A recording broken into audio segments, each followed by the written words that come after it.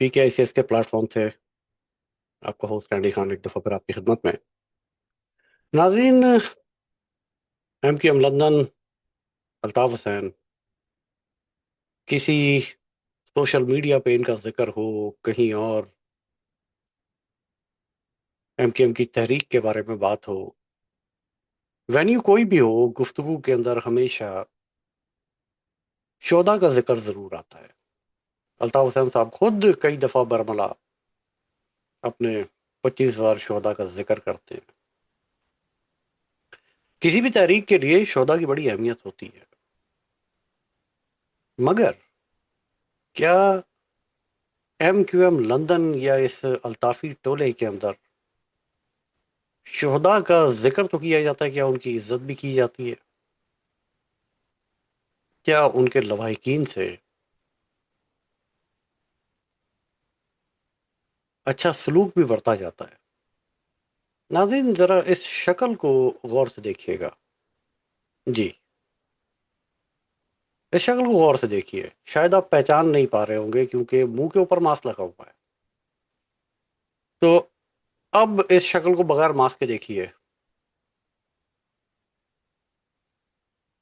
الطاف حسین صاحب کے کچھ چاہنے والوں کو دوسروں کو میلا کہہ کے بلانے کی عادت ہے. اس شکل کو غور سے دیکھیے، غور سے دیکھیے اس شکل کو. جی جی جی، اسی شکل کو.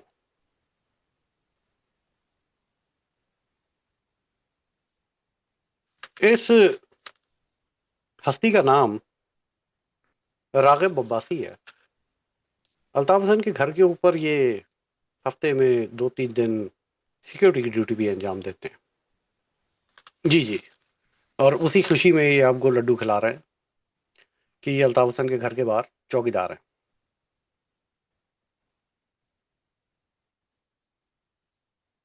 بڑے سرگرم کارکن ہیں. اب ان سرگرم کارکن صاحب نے کیا کیا، اب یہ قصہ آپ ذرا سنیے، اور اس کے بعد آپ کو آگے جا کے سمجھ میں آئے گی کہ میں اس گفتگو کو کس طرف لے کے جا رہا ہوں. ان سرگرم کارکن صاحب راغب عباسی صاحب نے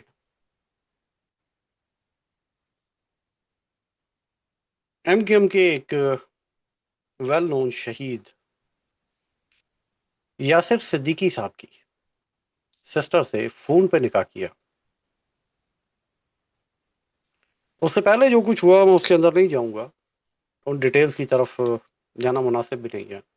مگر انہوں نے ان سے فون پہ نکاح کیا، اور جب یہ نکاح کر رہے تھے تو اس ٹائم ان حضرت نے ان کے گھر والوں کو یہ بتایا کہ یہ برٹش سٹیزن ہے، جبکہ حقیقت میں انہوں نے برطانیہ میں پولیٹیکل اسائلم فائل کیا ہوا ہے جو کہ ریجیکٹ ہو چکا ہے. جی، آپ نے بالکل صحیح سنا، ان کا پولیٹیکل اسائلم ریجیکٹ ہو چکا ہے، مگر انہوں نے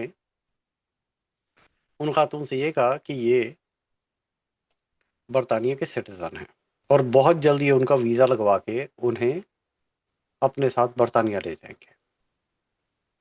یہ پاکستان آئیں گے اور انہیں اپنے ساتھ برطانیہ لے جائیں گے. نکاح ہو گیا،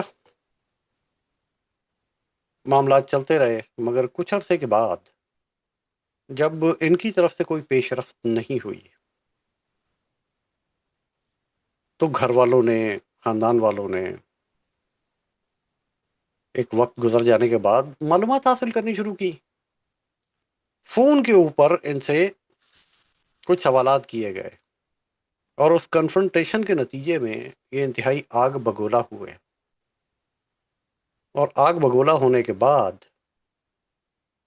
انہوں نے شہید یاسر صدیقی کے گھر والوں کو دھمکیاں دینی شروع کر دی، جبکہ حقیقت میں نہ یہ برطانوی سٹیزن ہے اور نہ ہی ان کے پاس پرمنٹ ریزیڈنسی ہے.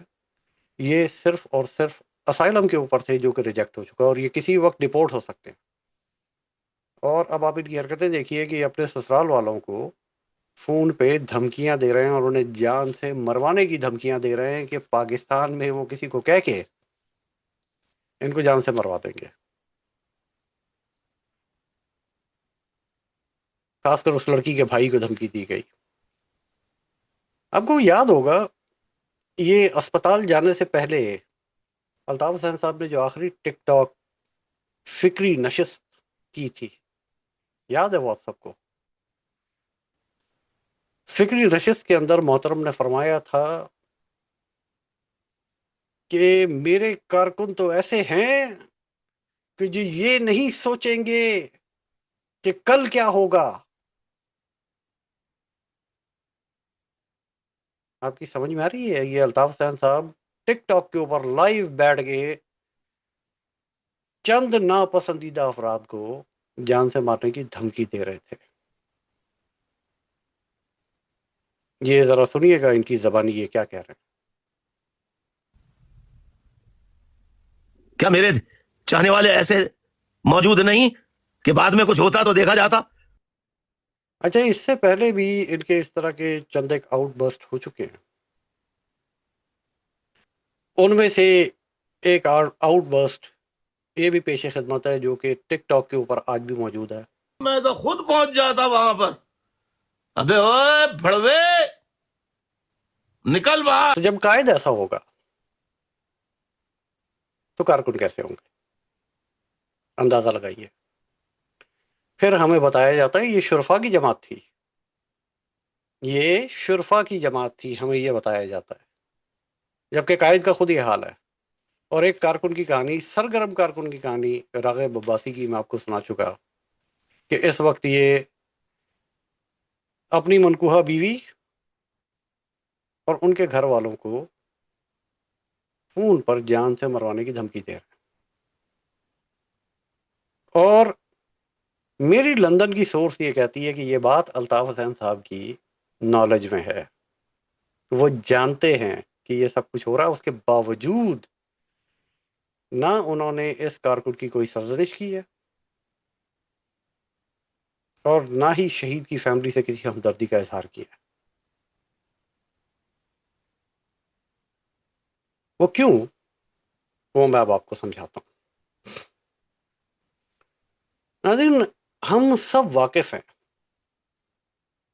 ایک نام سے، پرنسس امبر نینسی۔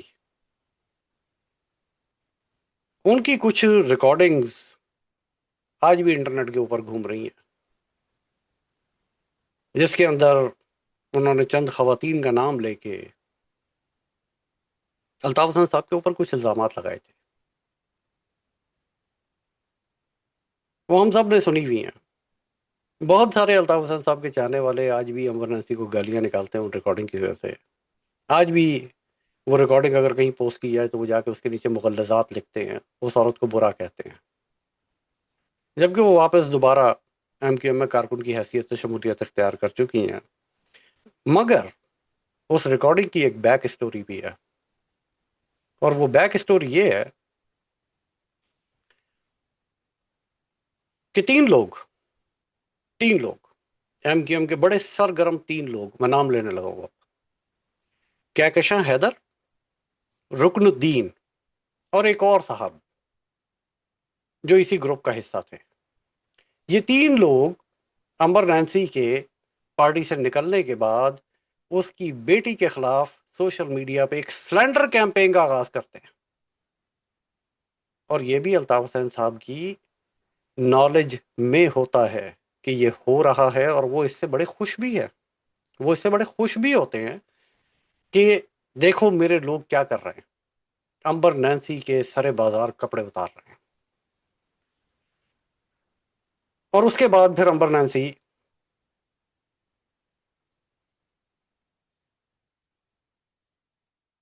کسی یوٹیوبر کے ٹچ میں آتی ہیں اور یہ ساری باتیں فون کے اوپر وہ ان کے سامنے کرتی ہیں، اور وہ بہت سارے سچ الطاف حسین صاحب کے اور اس پارٹی سے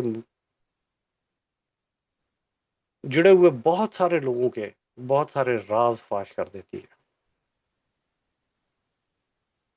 جس کے نتیجے میں پھر خاموشی ہو جاتی ہے اور امبر نینسی کی بیٹی کا نام لینا بند کر دیا جاتا ہے۔ الطاف حسین صاحب، جب تک آپ اس قسم کی سلینڈر کیمپینگز، اس قسم کی گندی زبان اور اس قسم کی بیہودہ گفتگو کو سپورٹ کرتے رہیں گے، اس قسم کی بیہودہ دھمکیوں کو سپورٹ کرتے رہیں گے، میرا نہیں خیال کہ آپ کا برباد ہوا ہوا امیج کبھی بہتر بھی ہو سکتا ہے. بائی دا وے، آپ کی نالج کے لیے نام نہاد قائد تحریک آپ کی معلومات کے لیے عرض کرتا چلوں کہ وہ جو نیا وفا فاؤنڈیشن آپ نے بنوایا نا، وہ جس کے نام پر رجسٹر ہوا ہے وہاں تک تو میں پہنچ گیا ہوں. آگے آگے دیکھیے ہوتا ہے کیا. اگلی ایپیسوڈ تک کے لیے بشرط زندگی مجھے اجازت دیجیے. اللہ حافظ.